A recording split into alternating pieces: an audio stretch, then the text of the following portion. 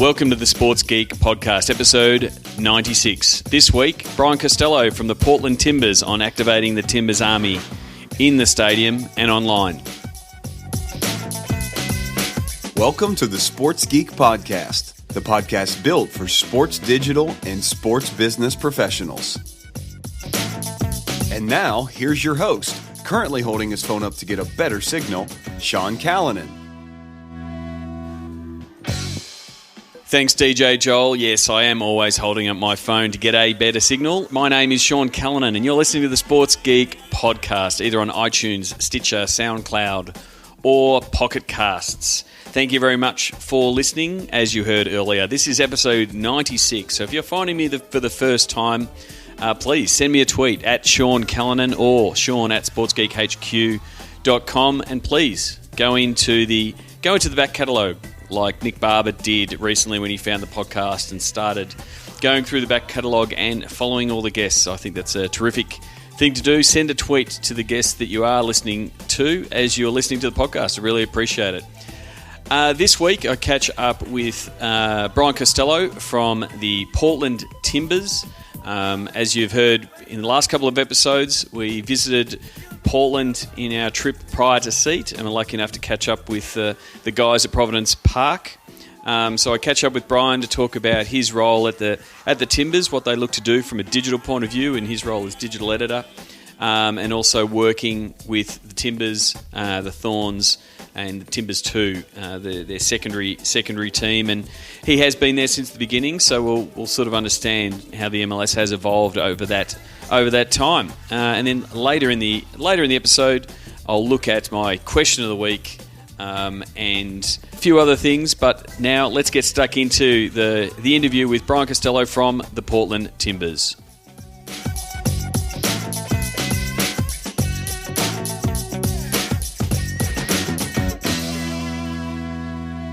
Very happy to introduce Brian Costello, Director of Digital Media, Editor-in-Chief at the Portland Timbers, to the Sports Geek Podcast. Welcome to the podcast, Brian. Thanks for having me.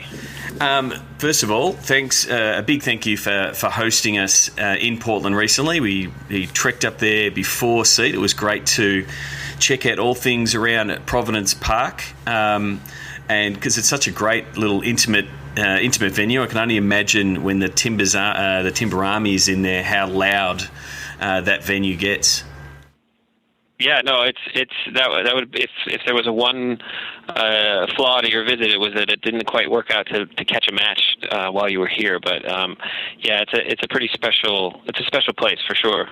And I think when we were getting the tour, even Pelé played there in his later years. Yeah, no, I mean, the one of the nice things about this stadium, especially in comparison to other MLS stadiums, it's the oldest field in the league. It was built in 1926, and it's had American football, it's had soccer, it's had track and field, it's had dog racing, and then in the NASL era in the 70s, that's where the Timbers first began, and Pele played for the Cosmos in one of his last match as a professional, which was the Soccer Bowl, and the place was packed with fans, and there's a lot of different random. I mean, Elvis Presley played here. I mean, there's all kinds of interesting little nooks and crannies and historical elements to the place that really give it a lot of character. So I want to go a little bit on your background. You started at the Timbers before they started playing, while they're in those formative stages back in 2010. You've just clocked up 5 years with the Timbers. Do you want to take us back to, one, what the team was like and what it was like in those pre-launch sort of days? Yeah, I mean, I came into the club after doing a lot of different things. I worked in independent filmmaking in New York City for a while on a number of films. I worked in contemporary art. I was a copywriter as well, and in that period too, I was also sort of beginning about 2005, 2006. I really started following the Timbers, which then was in the A-League / USL basically the second division at the time in American soccer, and really got hooked on the team and the environment and the Timbers Army, which had also begun when the team sort of was reborn in 2001. And I was writing about the club at the time, and ended up getting hired that summer of 2010 to, among other things, in my role, I really see it as getting to tell the story of the club, right? So write stories, help edit stories, work with writers, work on videos, all those kinds of things. And that first year was really interesting transition between what was a great environment and fan base for USL soccer into becoming something even larger and even more dynamic on an MLS level. And there was a lot of different things that really clicked that first year with fans and with the team, and how we marketed the club, and how the improvements we made to the stadium. As I say, it's an old stadium, but we also put built a whole new side in the stadium with luxury suites in the club, and all the other sort of pool bells and whistles. So I mean, it was a huge change from where it was in a very short period of time, and ended up having a very large impact in the city, and it's still having one. I mean, it's still growing for sure 5 years in. I think it's really, interesting, you coming from a really strong editorial journalistic background, very similar to, our mutual friend Rich Clark, who's now at the Colorado Rapids, where you're all about telling the story, you're all about reporting it first. Like we see, digital departments have been spawned in the last 8 to 10 years, and some have come from the techie geeky side, like myself, and others have come from a marketing side. You've still got that strong, journalistic tendency in everything that you're doing with the Timbers. Yeah, no, and I think, when I was coming on, MLS was deeply involved with each of the clubs in helping design and work with the clubs on the club sites, and really helping clubs push for someone to lead the digital space at individual club levels, and it's sort of transitioned. I think initially a lot of that role was of a more technical background, and when I came in, one of my things was like, hey, look, I am not a coder. I can figure my way around some HTML, and then I can also figure out how to break it. But what I do know, and what I've always had a passion for, was telling stories, and that's what was wanted and needed here, and I think that is become also something that you see, as you said, has become a larger element for all kinds of sports teams all over the place, finding ways to tell stories that engage fans in new and interesting ways. And, you also, one of the great things here is, like, we have some of the best access. We have the best access of anyone, right? Because we're here. So we can really share and build and create really interesting narratives. And the thing is, I guess, the way that you go about telling stories, again, if we went back to 2010 and the platforms that were available to now, we've seen a renaissance of long form. Things like Medium and that are now allowing people to write longer form. Grantland.com and things like that, where people want to consume long form written stuff. But then we've also got this visual storytelling, and the fact that video is just completely blowing up over the last 2 to 3 years, where more and more teams are providing these, killer stories behind the scenes, tell the story. Like when you've got something like the Timbers Army, as well as all the access to the players, the appetite for it is insatiable. How have you found yourself as a storyteller, sort of moving from the written form to more visual forms? And I guess, how have you built out your team to satisfy that need? Yeah, no, and I think there's been a whole host of adjustments and developments since I've been here. I mean, the team is still very lean.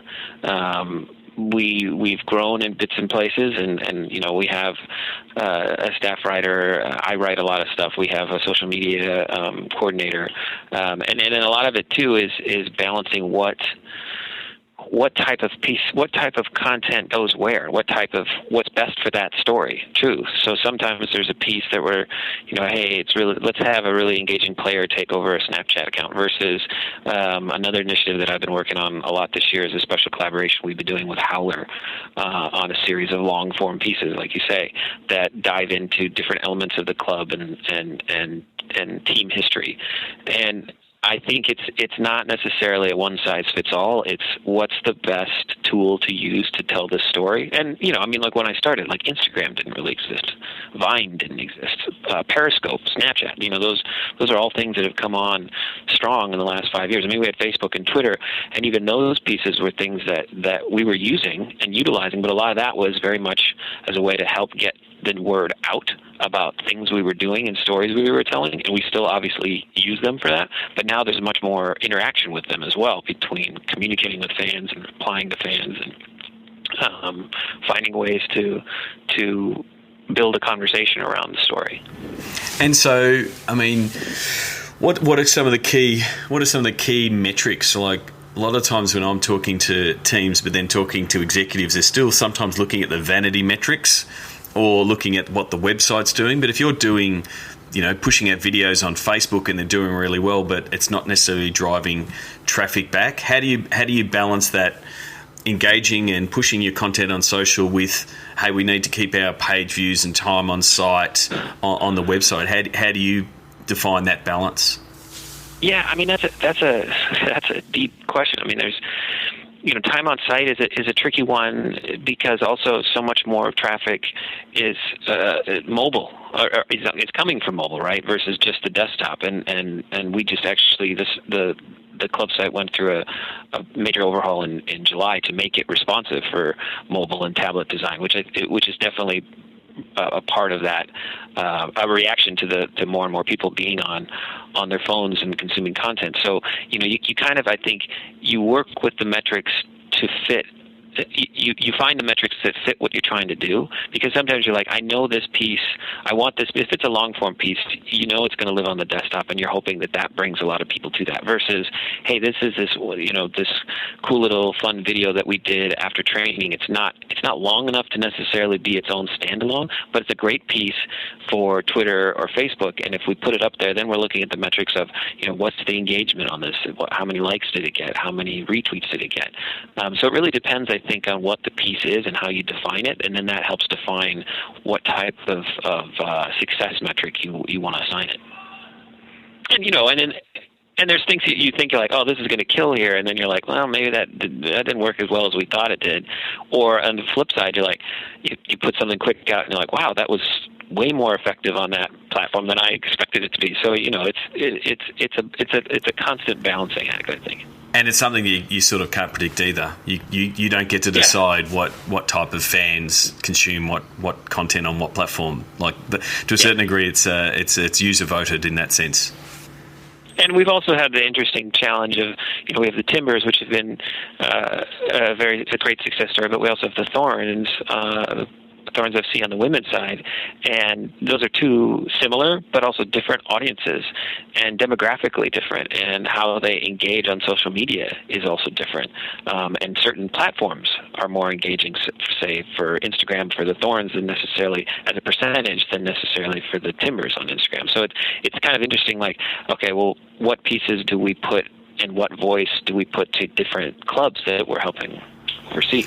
Yeah, I think that's really important, because you have got the two or the three properties. If we're also looking at the second team of the Timbers, is that when you're pushing out the content, you can't just be pushing out content that the Timbers army will love, because you know that they'll always love that insider access.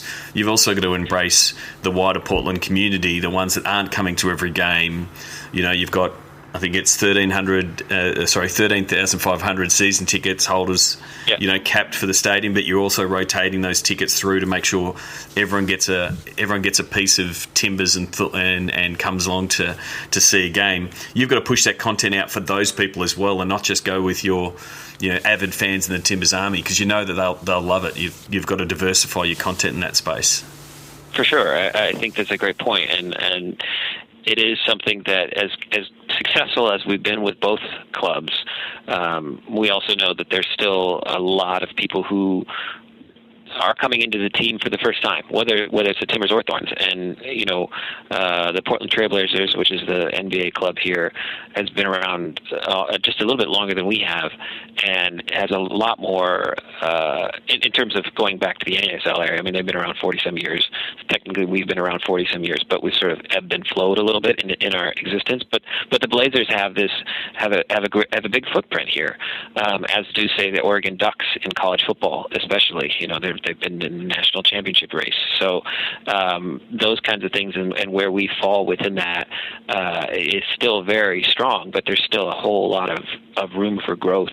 And as you say, then finding avenues for where that content goes and what audience it's trying to attract is a little bit different from time to time. I mean, there's different age groups, there's different levels of there's different knowledge of the team and where they're coming from.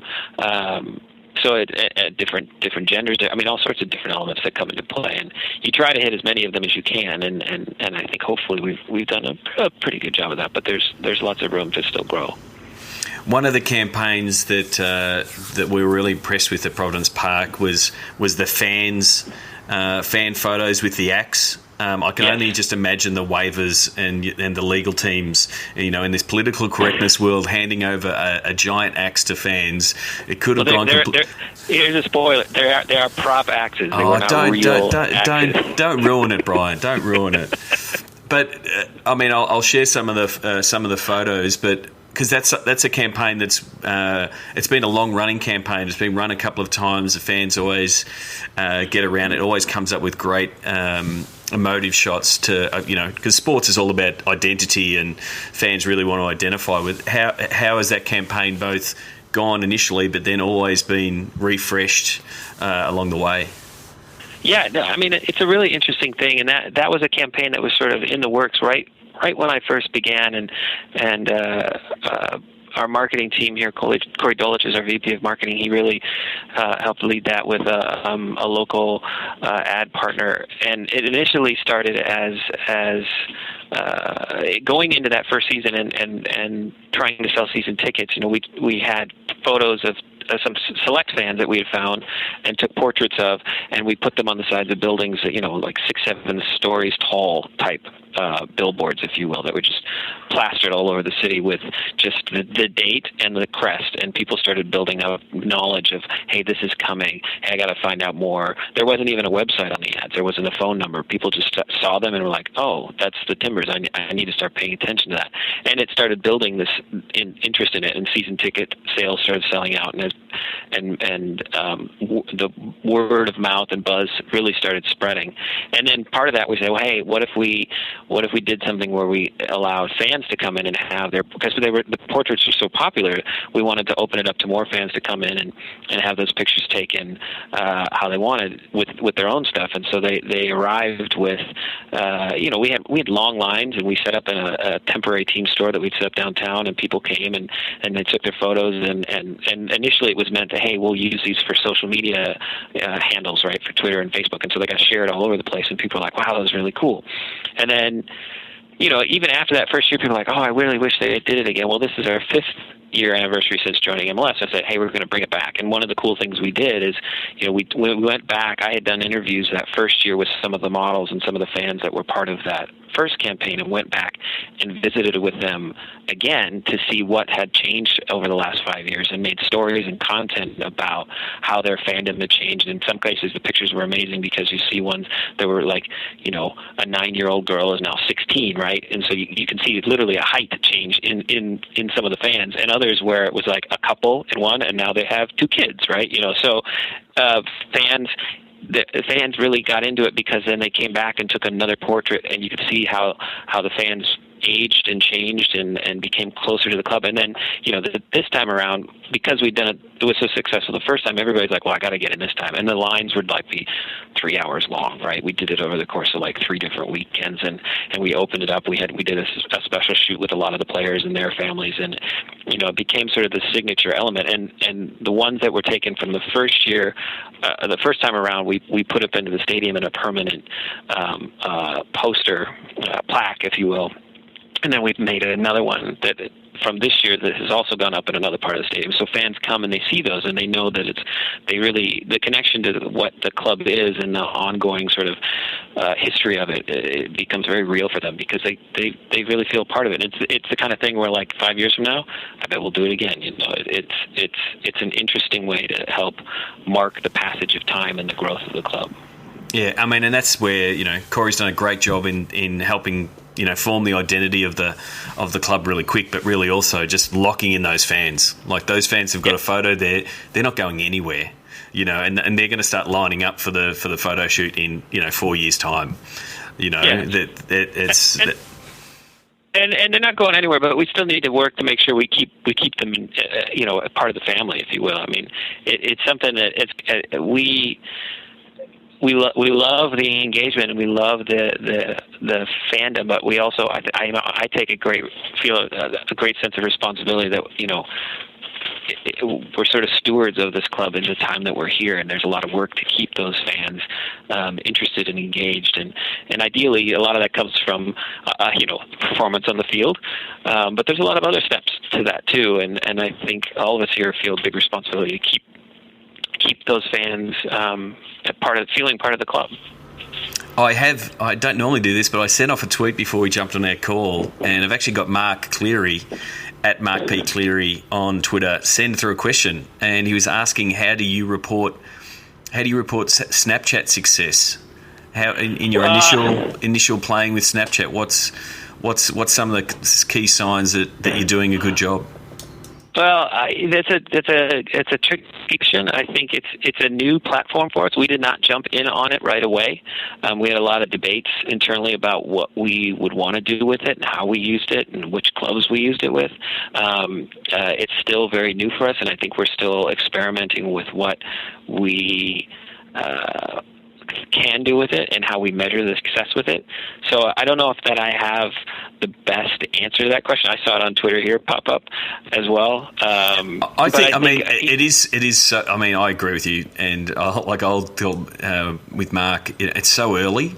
Like, I mean, you can go and open up and see how many engagements you've had, but it's almost like you need to start getting feedback from fans on whether they're liking it and that you're getting growth on your account. I think the unique thing for Snapchat is that it provides a story in the correct order. Every other platform provides it backwards, whereas you've got a really good way with Snapchat to tell the whole story of a day at Providence Park. It can be here, they're arriving, Joey's oiling his chainsaw, the guys are warming up, here's the crowds going off, and it can really give this is what a day at the stadium is like. And I don't think there's any other platform that can do that. I mean, it's interesting you say that, because I think when we looked at like different platforms like that, we're always trying to figure out, because we have so many different teams and so many different platforms that come with it, we're like, okay, well, what do we want to use this platform for? How would we use it? What kind of stories would we tell in it? And not only that, how do we maintain that presence? Because we don't want to just start it and then be like, oh, this is cool and shiny, and then kind of be like, oh, no, we're bored with it, right? Because then that doesn't work either, right? But I think with Snapchat, that was something we thought long and hard about before we got into that.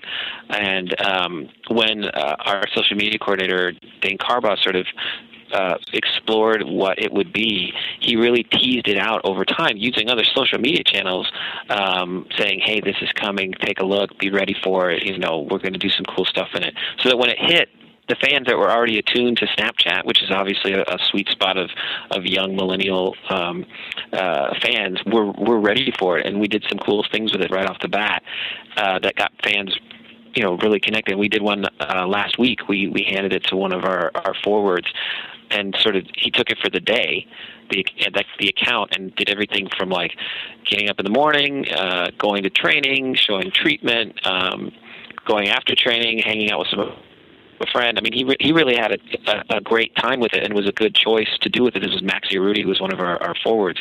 Fans got really engaged because they saw, as you say, a story from beginning to end in an order that was also creative, that was fun, and that showed stuff that people don't normally get to see.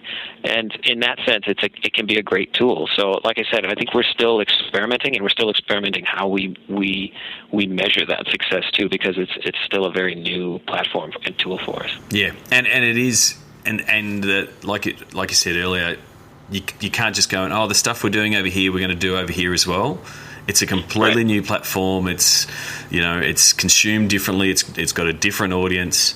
I'm hoping, and this is in the short conversations I've had with Snapchat, I'm hoping that they open up the Snapchat story for your stadium to the teams that run the stadium. That's, to me, that's the power of Snapchat. When you go to a big event, and I've told the story of me going to WrestleMania, seeing everybody's snaps from WrestleMania made for a completely different story that no one else was telling.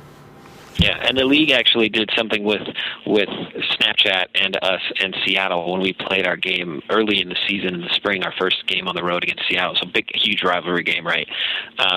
They did that location geo target around that for Snapchat. So there was stuff from the team accounts for sure, and the MLS account, but then there was loads of stuff from fans from both sides too. They did a really good job of curating interesting pieces so you could see different sides to the story from literally different perspectives in the building, which was really cool, and I like that.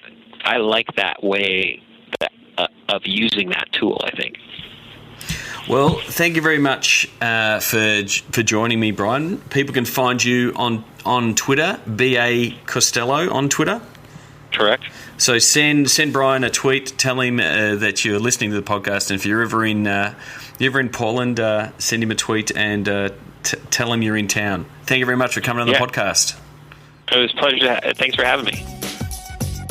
Sign up for Sports Geek News at sportsgeekhq.com/sign up now. Thanks, Brian. And as I said there, you can send Brian a tweet, BA Costello, on Twitter. Please send him a tweet. Tell him you've listened. And please leave an iTunes review if you feel so inclined. Getting closer and closer to the 100 iTunes reviews mark. I'm trying to get there before we get to episode 100. So if you could leave an iTunes review, simply go to sportsgeekhq.com/iTunes. Don't forget, you can see all the show notes, all the links to Brian, and a few links to the Portland Timbers content by simply going to sportsgeekhq.com/96, as you can with every single episode. The same that you can go and check back the Russell Scabetti episode on developing CRM, and I'm still running the comments competition. So if you think you've got a witty or a pithy response to what Russell is thinking in the photo on episode 94, please enter. We're going to close off the entries in August 30, and someone's going to win a Sports Geek t-shirt.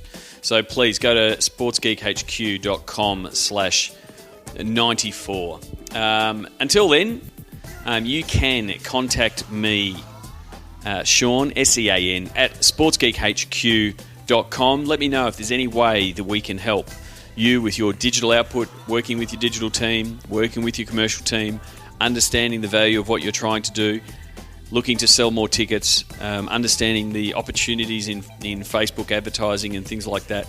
They're the things that I've been doing on a regular basis with all my clients. If you need help in that space, please send me an email or send me a tweet, and we'll set up a time. This week's episode question, and please send me a tweet. I did have a little bit of a rant on this topic on the Sports Geek Facebook page, facebook.com/sportsgeek. There's an article that came out that said, first of all, it said that brands are paying, and then it sort of refined that to say this is what it's worth. And it put the value of a LeBron James tweet at $140 $140,000. Now, part of me is a bit of a cynic, thinking that they've gone $140,000 because there's 140 characters. It's a nice little play for the journalists.